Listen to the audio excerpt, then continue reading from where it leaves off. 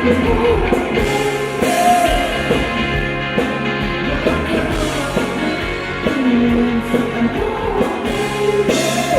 Childhood, thank you so much for letting us interview you and for coming to Portugal. Yeah, thank you. Bye. That's pretty cool. Are you enjoying the city already? Did you do something?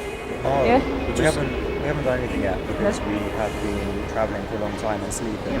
But it looks beautiful from what we've seen. And I think tonight, little drive, yeah, it looks amazing. I haven't done it. I mean, you guys had a soup, but you can't. Yeah, I had a little cabbage soup. It was lovely. Oh, the green one? Yeah. Oh, that's called verde. It's very typical. It's amazing. So can we just go straight away to this little shift in sound that you had on this sophomore album? Yeah. Can you tell me a little bit about it? Firstly, you, because it kind of like revolves around you a little bit. Yeah, now. I mean... A lot, actually. Yeah, I mean, I guess it wasn't really like a decision that we made that. I think we were struggling for cohesion in what we wanted to do. And then I think I just said, kind of put it to bed and was like, this is what we should do, you know? So I kind of, I guess I threw the gauntlet down in terms of going, this is it. Let's try and make it like this, because I think we wanted to make sure that it was cohesive and a stylistic shift that was confident in what it was trying to do, you know. But yeah, it was a lot of people think it's a massive change, but for us it was like actually just fine tuning a lot of the influences that we were listening to in the latter days of our first album anyway, you know. But is it not a coincidence that your first album was called Lacuna?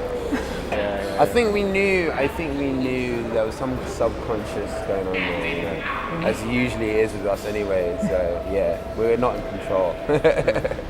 But on this creativity path that you've been through, it led you to move again to your mother's house, it led you to move to South London again. Yeah. And what about you?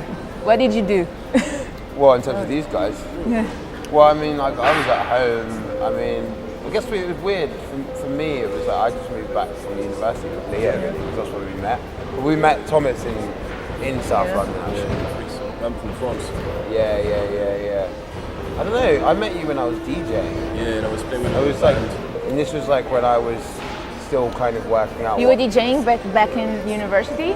Oh no, so this is just when I came back. When you came back to South London. I met Thomas in South London, and I was DJing a lot of the kind of style, I guess, in which like the new record wanted to be about, and then I guess like Thomas was into it.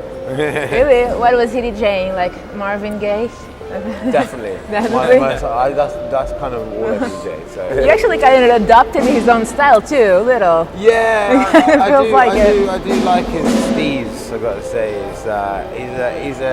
he's an influence in more than one way. Sure. Tell me a little bit more about the new album and the soundscape. It's a little bit more R&B, a little bit more soul. Yeah. Actually, a lot. Yeah.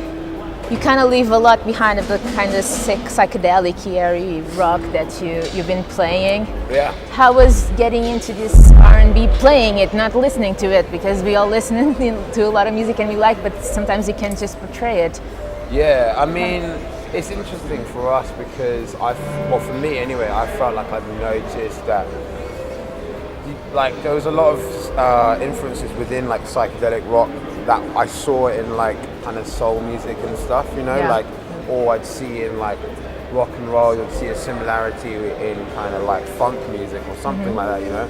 So it kind of allowed me to feel, I think all of us, to feel a little bit more confident about not putting like a phaser on anything, and actually there's a lot more similarity than you think in the sort of in the spirit of the music that you're listening to.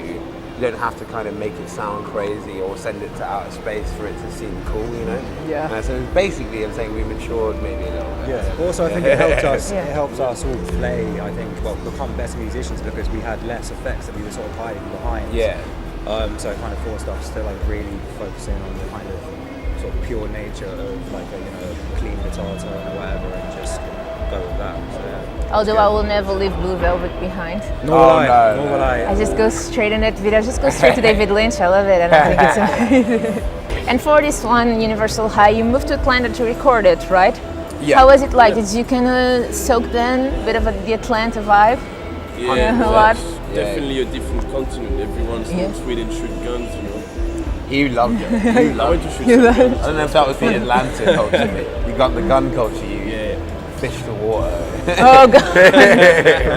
But That's the thing you took from. I didn't do any of that. And you recorded with Ben Allen, right? Yeah. Ben Allen the third.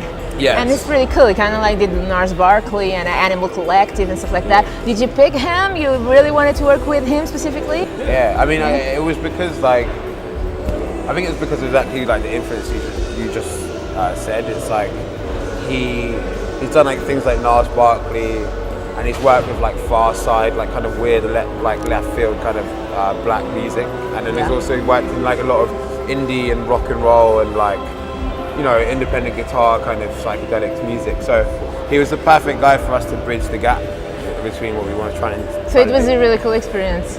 Will you do it again? Like go to someplace else, find another studio, another producer that you really like, and just experiment other stuff. Yeah, that would be cool. That's all I want to do. Maybe you can come to Portugal. Yeah, I mean, judging by the car Animal rides. Collective, Grizzly Bear guys live here in Lisbon. Oh really? Wow. We were talking about today. It's like a lot of people are moving here. You know? Like loads of our friends. It's crazy. Yeah, it's kind of like whoa. Like it's good to see it though. You know, see what the fuss is all about. But yeah, you have to go out. You already know Cultivate, so you're on your way. Yeah. For craziness. Just one thing that I'm really curious about, because we don't have a lot of time, and I would spend a lot of time here talking with you guys. Yeah. But this song I really love from besides California Light, I love it. And it's in South London, right? The streets. When you filmed it, the video, it's really cool. Yeah. But Cameo, I really like that song. Yeah. And I really like the lyrics. And I wanted you to explain to me a little bit about the lyrics, because you have there a sentence that I really think we can come out with something. It says, "For fake love is all we trust." Yeah. Is that a little bit of like this globalized kind of social media world we live in, that people like Definitely, yeah. I mean, portray a love that maybe it isn't true, and they kind of pictured it in a way it's that easy. kind of... It's easier to romanticize things and get away with seeming like it's. Than sort having of, the courage to live them? Yeah, for sure. I mean, like, exactly. I think that especially that verse is kind of about the idea of like not feeling connected to sort of like maybe like a city or like a place that you're from, and you're not understanding why, like everything kind of feeling a little bit disingenuous, and I think that's kind of like a very modern trait, you know. So yeah, that's kind of like the sentiment that it touches on for sure. Yeah, that's what the album's all about. That's true. Yeah.